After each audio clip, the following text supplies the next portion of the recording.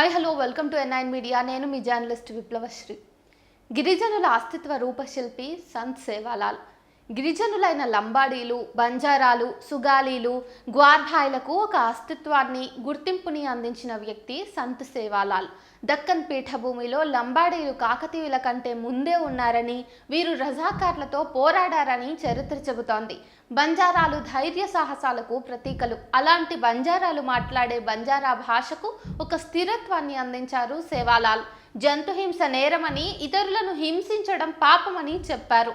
ఇవాళ ఆయన జయంతి. 1739 ఫిబ్రవరి 15న అనంతపూర్ జిల్లా రామ్జీ నాయక్ తండాలో సేవాలాల్ జన్మించారు.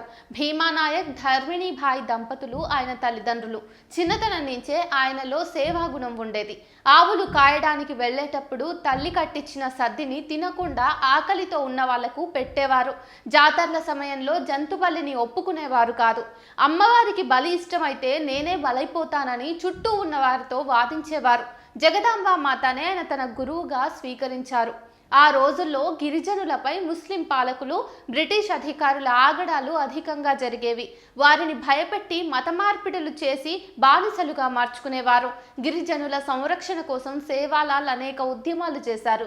ధర్మ ప్రచారం, ఆర్థిక సంస్కరణలు, మత మార్పిడులు అరికట్టడం వంటివి ప్రభావవంతంగా అమలు చేశారు. అహింస మహాపాపమని, మద్యం, ధూమపానం సరికావని ప్రచారం చేశారు. ఒకప్పుడు హైదరాబాద్లో మశూచి వ్యాధి ప్రబలింది. సంత్ సేవాలాల్ ఉన్న బంజారా హిల్స్ ప్రాంతానికి మాత్రం ఆ వ్యాధి రాలేదు. ఆయన మహిమ వల్లే ఇది జరిగిందని నిజాం రాజు గుర్తించారు. సేవాలాల్ ఆశిష్యులు, సలహాలతో హైదరాబాద్లో మశూచి నిర్మూలన జరిగిందని చరిత్ర చెబుతోంది. 67 ఏళ్లు జీవించిన సంత్ సేవాలాల్ 1806 డిసెంబర్ 4న మహారాష్ట్రలోని యవత్మాల్ జిల్లా రూయిగఢ్ డిగ్రేస్లో మరణించారు. ప్రస్తుతం వాసిం జిల్లాలోని పౌరహాగఢ్లో ఆయన సమాధి ఉంది. ఏటా దేశవ్యాప్తంగా ఉన్న గిరిజనులు ఆయన జయంతిని ఘనంగా నిర్వహిస్తారు. బీఆర్ఎస్ హయాంలో 22 కోట్లతో బంజారా హిల్స్లోని రోడ్ నంబర్ 10లో సేవాలాల్ బంజారా భవన్ నిర్మించారు.